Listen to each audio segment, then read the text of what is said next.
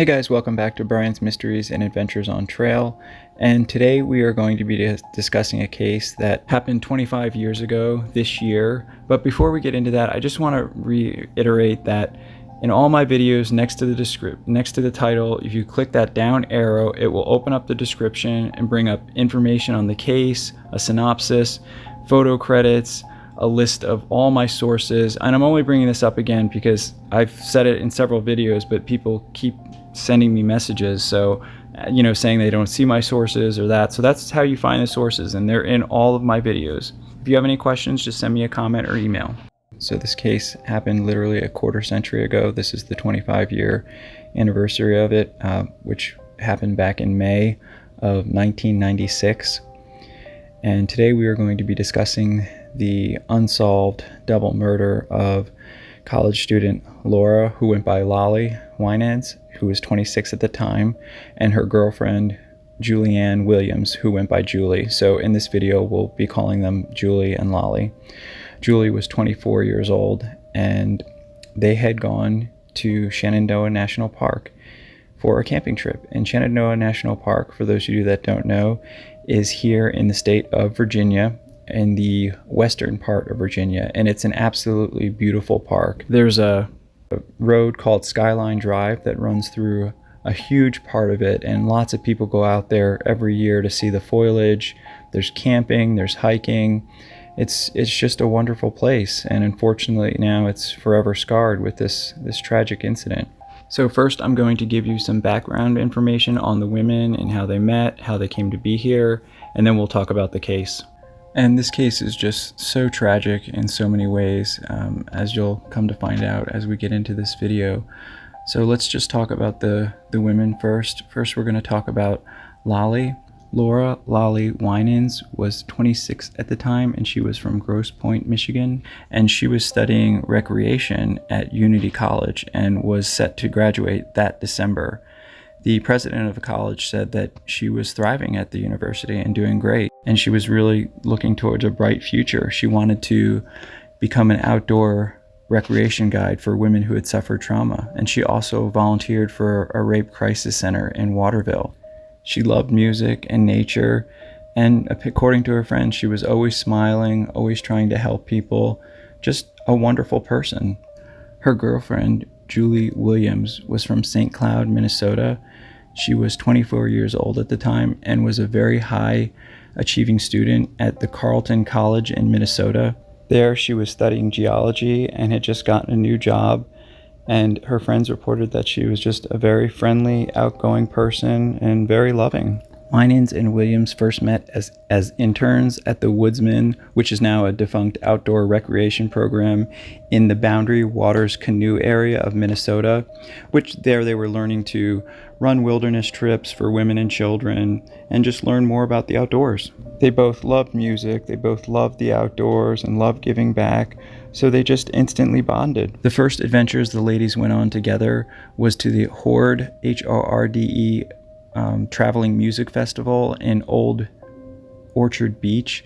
They didn't have tickets for the festival, but they decided to head there just to see if they could meet up with some of Lolly's college friends from Unity that were supposedly going to be there. And when they got there, they just met some random guy that ended up giving them backstage passes, which was just, like an awesome first date. So they just had a great time, and following that, they just sharing their love of the outdoors. They spent hours in the woods together with their dog Taj.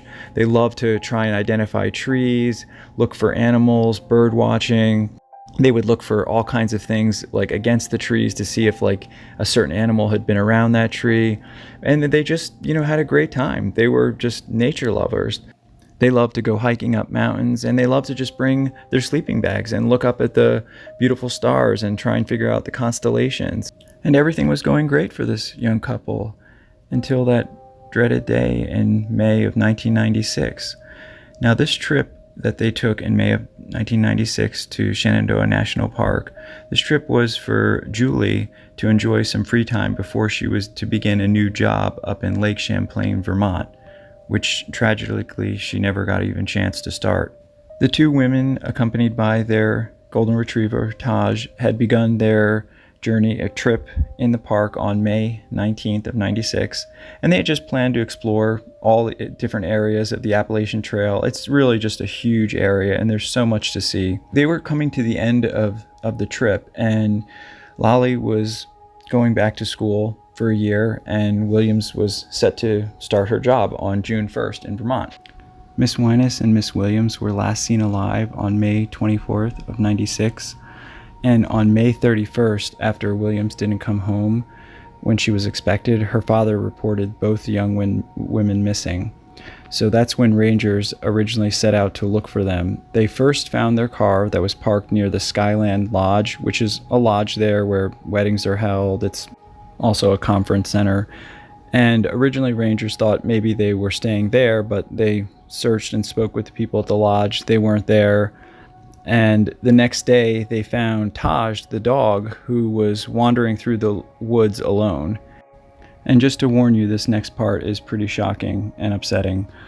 So obviously this was a red flag, finding the dog wandering by himself. The rangers went out the next day to continue their search, and they ended up finding the women's bodies about an hour's hike away from where they found the dog, closer up to the Skyline Drive. Their hands were bound, their mouths were gagged, and their throats were slit, and they were obviously deceased. This spurred a statewide manhunt for the killer or killers, and eventually into a nationwide investigation and manhunt. And the FBI got involved because the crimes had been committed on federal land.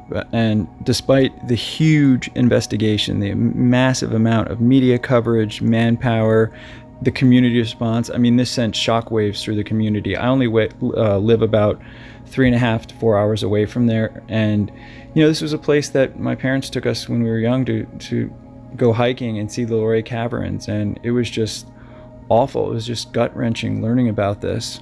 And more time went by, and there was no leads, and they just were at dead ends until July of 1997, when a suspect, Daryl David Rice of Maryland, he was arrested for the attempted abduction of a female bicyclist in Shenandoah National Park. He pled guilty to that crime and received an 11-year sentence. And then in April 2002, he was charged with the murders of Julie and Lolly.